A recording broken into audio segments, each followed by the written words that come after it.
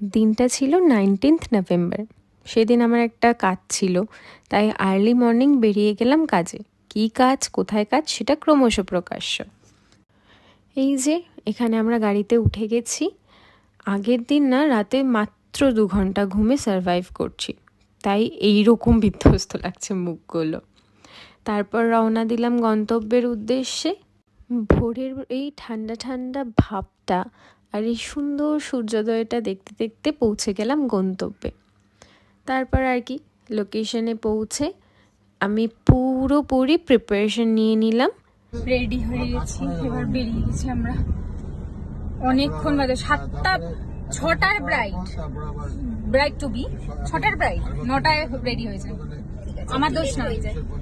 হ্যাঁ, আমারও দোষ নয়, একটু লেট হয়ে যায়।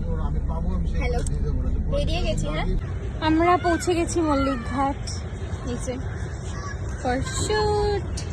এখনো শুট স্টার্ট হয়নি, বাট হবে, কিছুক্ষণের মধ্যে হবে। মাত্র আমরা পৌঁছালাম। এবার শুট স্টার্ট হলে তারপর আবার দেখাবো তোমাদের। আচ্ছা, এবার আমি বলি, এটা হচ্ছে আমার দিদির প্রি ওয়েডিং শ্যুট, যার আরও ভিডিও তোমরা খুব তাড়াতাড়ি আমার এই পেজে দেখতে পাবে।